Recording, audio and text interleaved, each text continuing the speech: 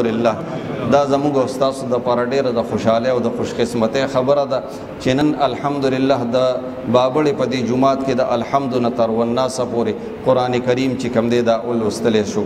عزتمندو زیات تفصیل نه کوم، خبرې ډېرې او ایسر یو زموږ د پښتنو خدا خبره ده که نه، خو مختصر خبره به عرض کړم، وخت ډېر تیر شوی دی، پېشمنې پکې هم راځي، خو یو مطلبي خبره به بله هم وکړم. د جناب محمد رسول الله صلی الله علیه وسلم حدیث مبارک دی چې په دې رمضان المبارک کې د څلورو څیزونو ډېروالی کوي. څلور څیزونه دا په کثرت سره طیبه چې کوم دی ډېره وایي.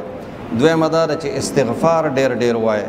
درېمه دا ده چې د الله پاک نه د جنت حصول ډېر غواړي چې الله پاک جنت راته راکړي. څلورم دا چې د جهنم نه چې کوم دی امان ډېر غواړي چې الله پاک د جهنم نه امان راکړي. د کلمې طیبې لا اله الا الله مبارک شیخ ابو زید قرطبی رحمه الله فرمای چې ما یو ځل واورېدل چې څوک لا اله الا الله او یا زره پیرې ووایي هغه ته به الله پاک د جهنم نه نجات او خلاصې دا ورکړي. نو دی وایي چې ما دا واورېدل نو ما د اویا زرو پیرو یو نصاب مې د خپلې بیبي دپاره ووي او بیا مې د اویا زرو پیرو نصاب چې کم دی د لا اله الا الله څو نصابونه دا مې د خپل ځان دپاره ووي او د آخرت ذخیره مې جوړ کړل. وی زمون په خوا کې یو نوجوان اوسېدو، د هغه په باره کې دا مشهوره وه چې دا صاحب کشف دی او د ته کشف کېږي ان تر دې پورې چې د جنت او د جهنم کشف ورته هم کېږي. وی زما ډېر یقین ناغسته دا خبر او زما پې لږ شک و. شیخ ابو زید قرطبی رحمه الله فرمای وی یو ځل مونږ په څه خوراک باندې ناست و، دا نوجوان را سره وی هم ناست دی. وی د ناسا په یوه چغه وواله او دا یې ووی په دې چغه کې چې زما مور د جهنم په اور کې سوځېږي وی او دا سایه بده شوه او ډېر زیات پریشانه شو. وی زه پې ډېر زیات خفه شوم. وی ما چې د لا اله الا الله څو نصابونه د اویا زرو پیرې ویلي و ځان دپاره، نو په هغې کې مې یو نصاب د دې مور ته په خپل زړه کې پټ وبخو.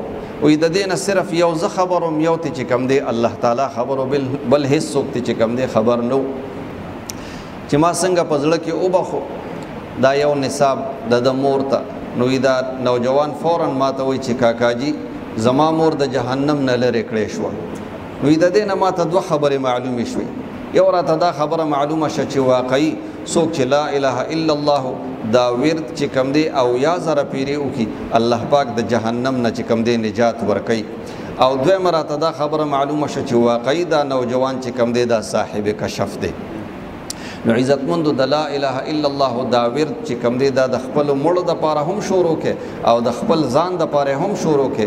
ژوندي د خپل ځان دپاره هم ویلی شي، ژوندي د نورو ژوندو دپاره هم ویلی شي، ژوندي د مړو دپاره هم ویلی شي. نو د خپل مړو دپاره دا لا اله الا الله دا اویا زره پیرې چې کوم دی په دې رمضان المبارک کې ویل چې کوم دی ډېره ګرانه نه ده بلکې ډېره اسانه ده.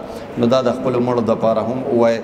دا مقصدي خبره مې دې دپاره کوله چې مونږ په دې ذکر کې چې کوم دی د آینده دپاره مشغول شو. نو په دې کې به یو څو فایدې وشي.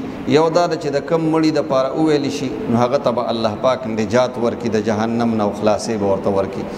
دویمه فایده به پکې دا وشي چې کم سړی دا لا اله الا الله او یا زره پیرې ووایي د هغه په عملنامه کې به د دې ثواب چې کوم دی هغه درج شي. درېیمه فایده به پکې دا وشي چې ما ته به هم په دې باندې ثواب را ورسي چې تاسو دا چې کوم دی ووایه. الله پاک دې موږ او تاسو له په دې خبرو باندې د عمل کولو توفیق راکړي. وآخر دعوانا ان الحمد لله رب العالمین.